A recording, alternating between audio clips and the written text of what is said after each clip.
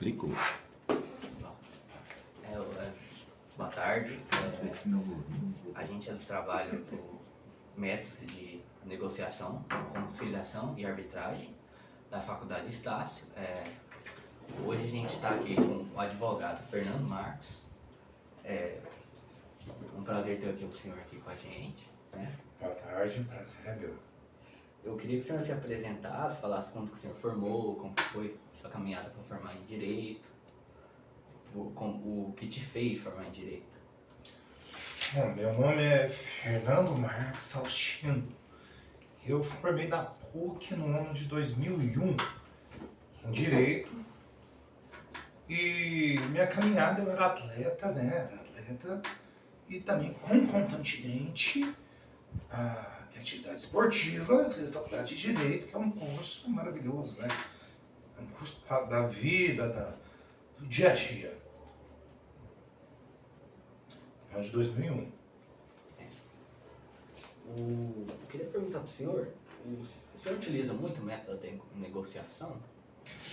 A negociação começa já com o cliente, que não deixa de ser uma negociação. Você está vendendo um trabalho, um serviço, né? Um serviço a ser prestado, e ele vai ter que pagar. Ou à vista, ou parcelado, ou após o término do serviço, da ação que você for impetrar ou interpor para o cliente. Às vezes também não é uma ação, às vezes é até uma negociação, né? uma busca. Tem vários serviços que você pode fazer na advocacia. E a própria conversa com o cliente é uma negociação. Negociação do serviço que você vai desenvolver, do trabalho que você vai fazer e de quanto ele vai pagar, qual vai ser a remuneração para fazer esse trabalho. Então a negociação é do dia a dia, principalmente do direito, no primeiro contato com o cliente. Interessante. Se o senhor fosse colocar assim, uma estatística do trabalho do senhor, o senhor é advogado penal, civil, qual área? Eu advogo mais na área civil, criminal. Civil e criminal. Aí se o senhor fosse colocar uma estatística assim, o senhor utiliza a negociação em quantos por cento, assim, na maioria das vezes, no caso? Bom, a própria justiça criminal, ela tem a transação penal, que é uma negociação, que é uma conciliação, preliminar de conciliação.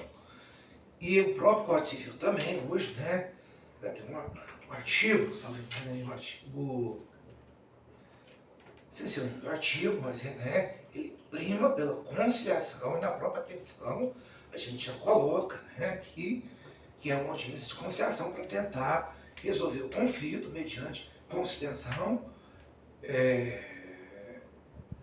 em primeira audiência, a audiência preliminar. Então, eu acho que a conciliação e a negociação, ela está junto com toda a ação do direito. Eu advogo também na área trabalhista, né? A primeira audiência no rito, tanto sumaríssimo quanto ordinária, é uma audiência de conciliação para ver se resolve o problema ali, né? Nessa primeira audiência. Então, eu acho que a gente utiliza a todo momento, em todos os ramos do direito. Interessante.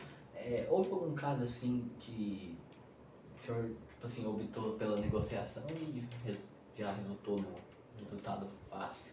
Vários. Inclusive hoje, na audiência de exoneração de alimentos. O promovido já era maior, não estudava, estava com 20 anos, não estudava, e o pai queria parar de pagar a pensão, né? Estava fazendo falta para ele, e o filho já trabalhava e não estudava, não precisava mais da pensão. Aí teve audiência hoje, o filho não se opôs a acessar a pensão alimentícia, a exoneração, e foi feito o acordo mediante conciliação, e foi homologado pelo juiz. Acabei de sair de uma audiência de conciliação. Bata o martelinho lá, né? O que acontece quando descumpre o acordo? Quando descumpre?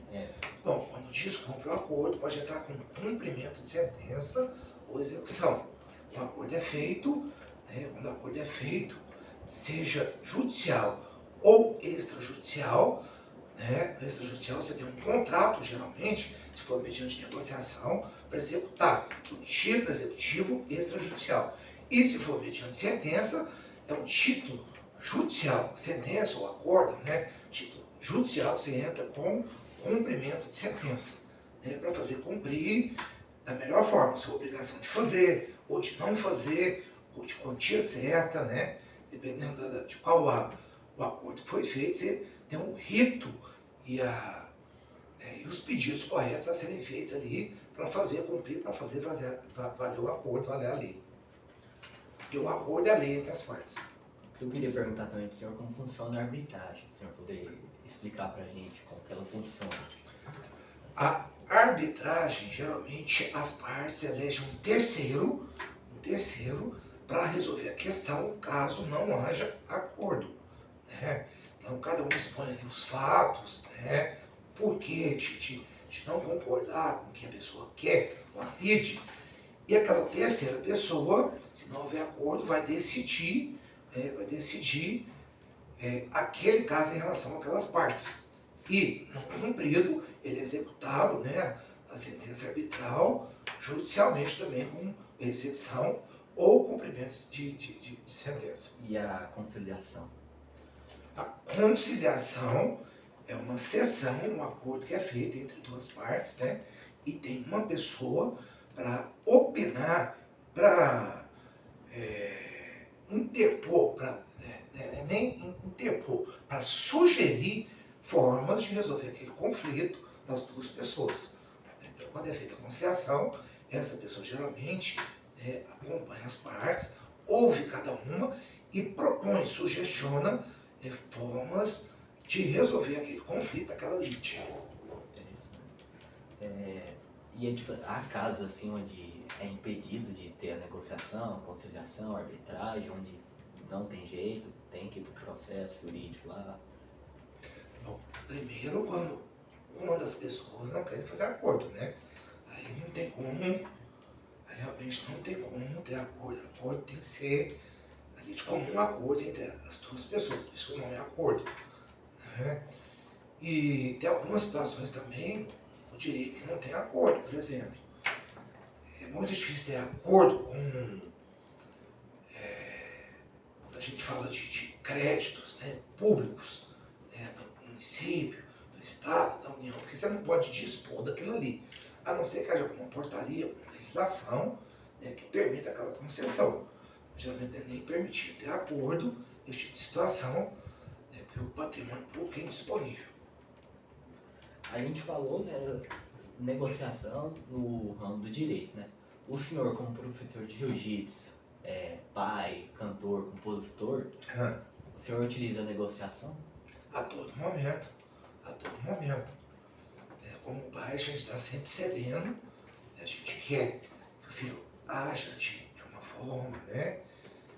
E ele não quer agir, então a gente tem que negociar ali para que ele faça o que a gente acha correto e o que está dentro do que a gente espera que um filho faça. E o filho geralmente não quer agir. Então a gente tem que negociar com o filho. Às vezes não é impor a forma como a gente quer que aconteça. Às vezes é você ceder um pouco e o filho ceder também, para ter um ponto comum ali, né, no agir do filho e para que o pai fique satisfeito também com o resultado do que o filho está fazendo, da vida dele, né, e de todos os deveres e obrigações que o filho tem em relação ao pai e à família. E como professor? O professor também, a gente faz conciliações e negociações, até de conduta. Às vezes a pessoa tem um jeito extravagante e no meio da luta, né, a gente tem uma hierarquia, uma forma de agir que é tradicionalmente ali passado, né, de professor para aluno. Então a gente espera um certo tipo de conduta, de postura do aluno naquele ambiente. E às vezes a pessoa não está acostumada com aquele tipo de postura, com aquele modo de agir. E a gente tenta exigir dele essa postura, né, porque é uma tradição, né, no meio da luta e do tatame.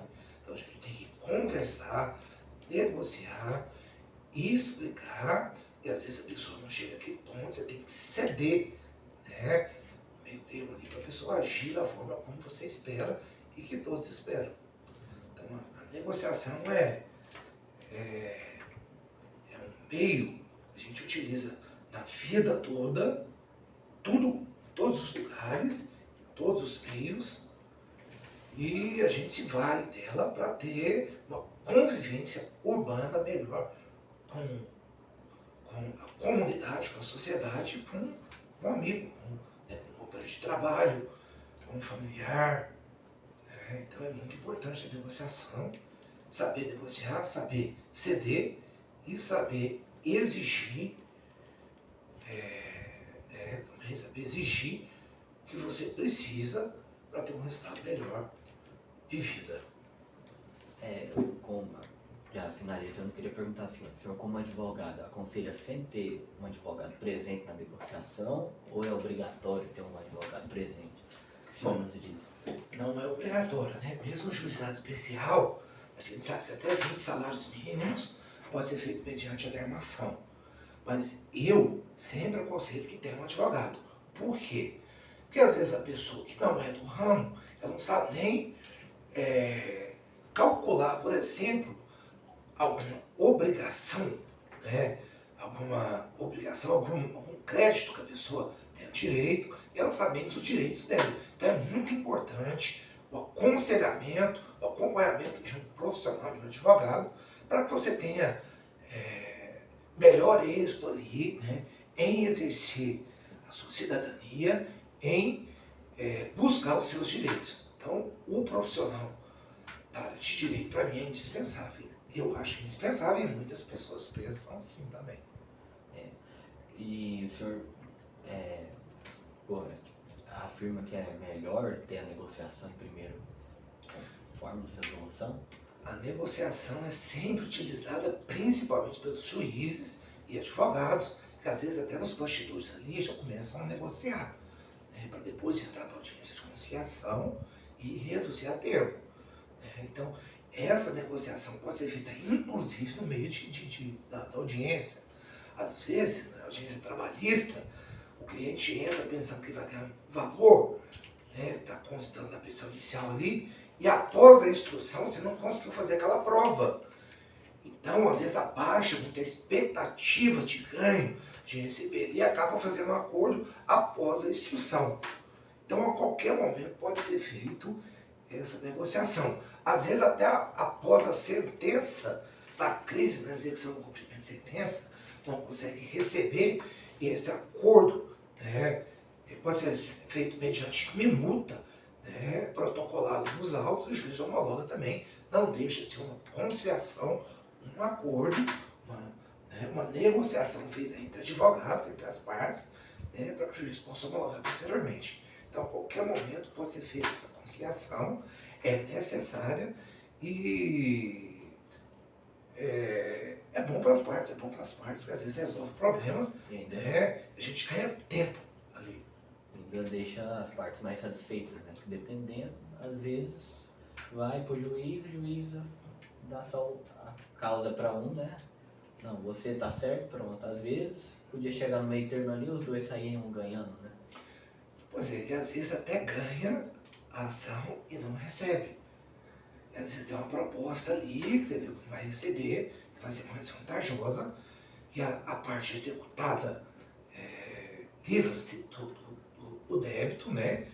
E a parte exequente recebe pelo menos um pouco, né, do que lhe é devido.